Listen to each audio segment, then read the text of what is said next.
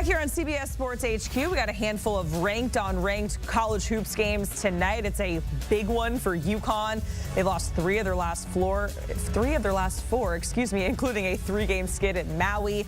Still ranked. If they want to stay ranked, they got to beat Baylor, number 15 in the country. We got Bama and UNC, both of those teams coming off of a loss, looking to get right. A Big 12 Big East battle with Marquette and Iowa State, and then Auburn, their first true road game of the season as they take on Duke. That's at 9:15 Eastern. Let's welcome in Adam Finkelstein to discuss. It is a huge spot for UConn, Adam. They're trying to get right, and it's not an easy task against a top 15 team in Baylor. Despite dropping 3 straight out in Maui, they're still in the rankings, just squeezing in at number 25, but they certainly need a win versus Baylor to stay ranked.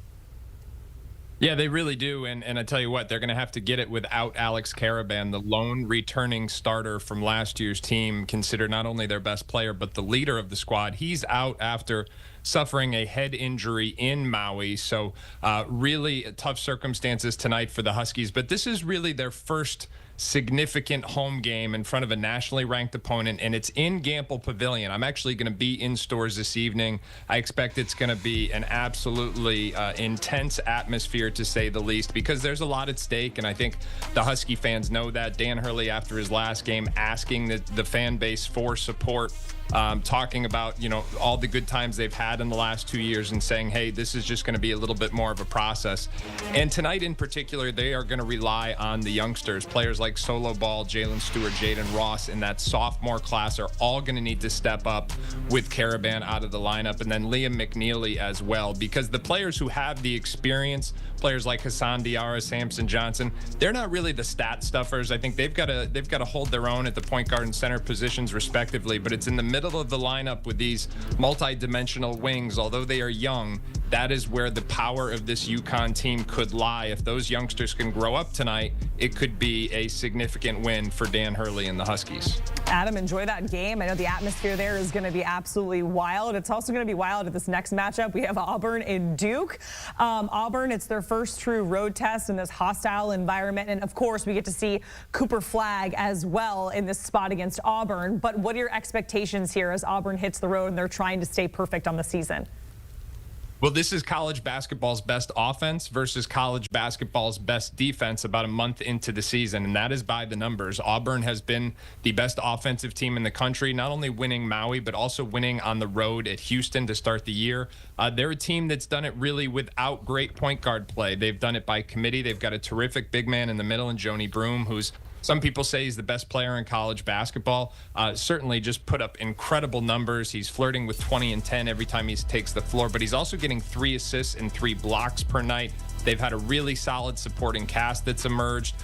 Different players like Chad Baker-Mazara, Denver Jones, Miles Kelly, and even freshman point guard Tahad Pettiford that has stepped up to provide contributions on different nights. Now for Duke, believe it or not, they have 2 losses, but they're just a couple of possessions away from being undefeated in those losses to Kentucky and Kansas. Down the stretch, Cooper Flagg had a big turnover against Kentucky, actually had 2, and then Con Kneppel had a big one against Kansas. If those possessions go different ways, we're talking about Duke as the #1 team in the country. As I said, they do have the best defense in the country, and tonight, in front of the home crowd, this is another huge opportunity for the Blue Devils to win a very big game and prove that they are right where we expect them to be among the nation's elite this year. Yeah, to your point, Adam, the margin for error in college hoops is very, very, very slim for a game to go one way or the other.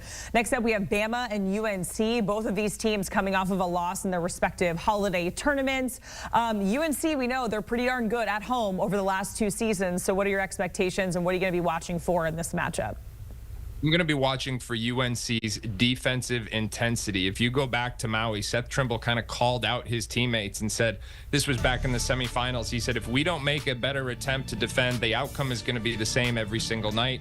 Seth Trimble has been the most pleasant surprise in this North Carolina team, but obviously they return R.J. Davis, the reigning ACC Player of the Year and one of the most skilled guards in the country. Elliot Cadeau, a former 5-star prospect who's now the starting point guard as a sophomore. So their point guard trio, or their guard trio, if you will, is very, very potent. Now, Alabama is dealing with the recent loss of Latrell Wrightsell, and he's gone for the season, unfortunately, with an Achilles injury. But if there is one team in college basketball that is equipped from a depth perspective to handle this type of loss, it is Alabama. Nate Oates has has what was widely considered to be the deepest team in college basketball, and he's got other players coming back. Chris Youngblood, the USF transfer, hasn't even played this year. He's going to be able to step right into those minutes. We don't expect that to be tonight, but we do expect it to be in the near future. Yeah, we always talk about depth. That was certainly the conversation last season with Kansas and their lack thereof, and we saw how that all worked out come March.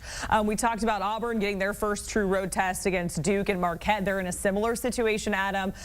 They're trying to keep their perfect record alive. They're going on the road against Iowa State. What sort of challenges does this Iowa State team present for Marquette? It's kind of like Marquette is looking in the mirror, because Iowa State and Marquette are about as good as it gets in college basketball in terms of forcing turnovers. So that's going to be the key to tonight's game. Which team handles the pressure better? Which team takes better care of the basketball? I think the team that does that has the best chance to win. Now, Marquette has the nation's longest active winning streak. They're 8-0. They've got Cam Jones, who's one of the best guards in the country, and a very solid supporting cast. Interestingly enough, I don't even think Iowa State's potential best two offensive players, Milan Momcilovic and Tom and Lipsey, have really played up to their potential so far. So I think they've got another level to go to. And their only loss of the season was a 2-point game against Auburn, the #1 ranked team in the country right now, in the opening round of the Maui Invitational. So this is an Iowa State team that is right up there playing as well as anyone and still has another level they can get to. This is definitely a big challenge for Marquette on the road tonight. Adam, we certainly appreciate it. Enjoy the UConn-Baylor game, and hopefully for UConn fans, no more Danny Hurley meltdowns over on the sidelines there. We have college hoops coming your way on CBS Sports Network tonight, a doubleheader.